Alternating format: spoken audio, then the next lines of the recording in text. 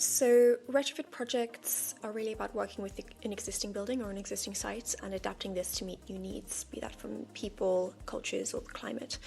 So the biggest difference here is really that with a restoration or a retrofit project, you're working with an existing site. There is a need to understand what about that building works, what doesn't work, what needs adapting, what needs repairing, what needs updating. Whereas with a new build, it's really kind of the opposite in that there is no real imperative to understand what is there, what is existing, how it works. I feel like my role within sustainable design in retrofit is really about minimizing the overconsumption of resources. And so with retrofit, what we see is not only things like energy efficiency and so on, but we also see a cultural shift towards looking after what we have, understanding and appreciating the value of what we have, and being able to adapt that not only for efficiency reasons, but also because we're operating within a changing climate and we need to think about climate resilience. We need to start thinking about material longevity and how a building might really stand the test of time.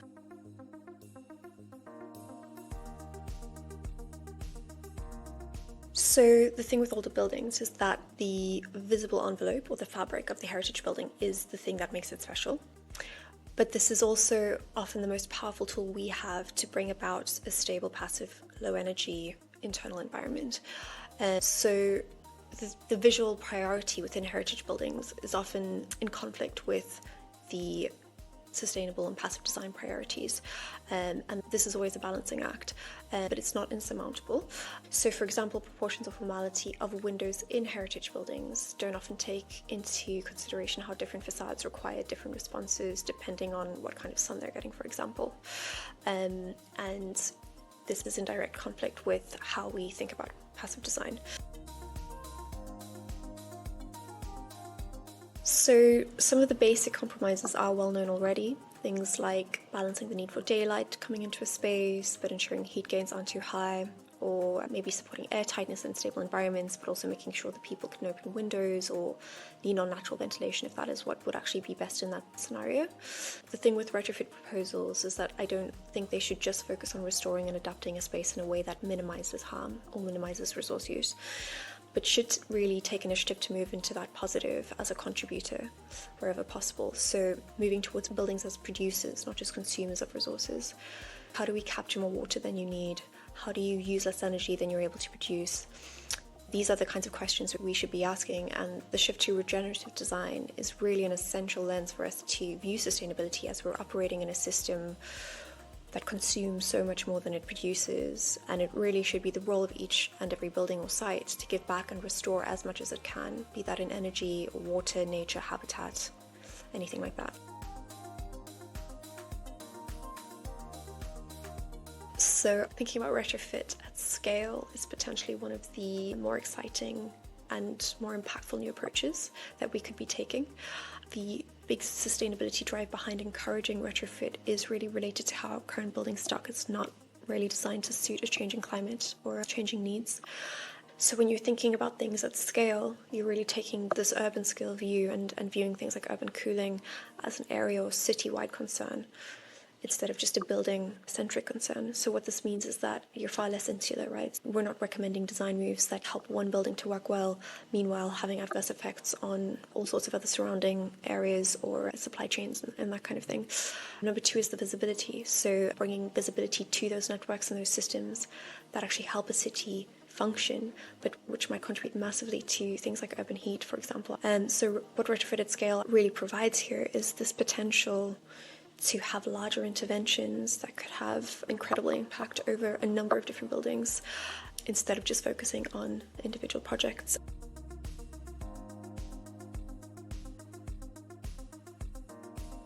So I trained as an architect, and to me good design or really good quality spaces it sees itself as part of a bigger system, so it doesn't act in a kind of antisocial way in that system. Ideally moving away from this idea of like sculptural projects and more into this idea of being like a gardener. It's this ongoing process, right, where you add things, subtract things, move things around in order for something to flourish.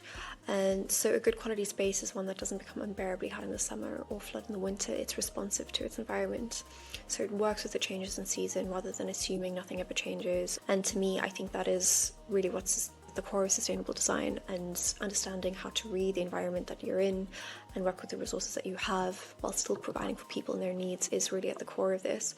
And yeah, I think that is what sort of stimulated my path initially. I think the other brilliant thing is that sustainability has such a range of expertise, which means many different lenses are being brought to a proposal, many different skill sets, and this is something I have really come to value through working with all the different professionals, working with all the different people and different projects.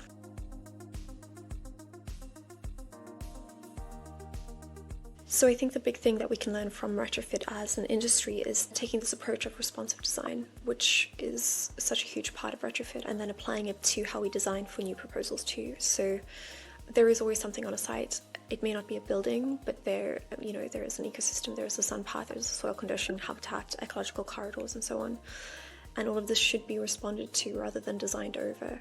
If we take this idea of responding to a site rather than designing for a need onto that site, I think this could have huge benefits for how we design new buildings. Another lesson that I think we can learn from Retrofit is there are certain things that make older buildings really difficult to adapt. Things like too much composite material, homogeneous systems that can't be separated from the fabric. In order to do this thing where we move away from this disposable culture and thinking about how we might really progress longevity and long life buildings, I think learning from what makes retrofits really tricky and really hard and applying that to new buildings so that we do not make those same mistakes is really crucial at this stage.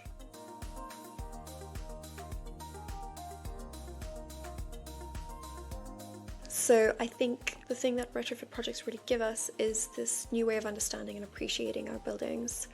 It's again that shift away from disposable consumer kind of culture and more towards thinking about what we have, how we might adapt it, how we might add to it, how we might change and continue and care for all of these things that already exist and that are in our cities.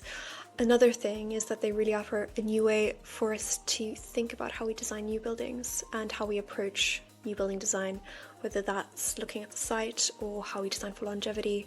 And I think that new perspective and point of view is really the thing that excites me most.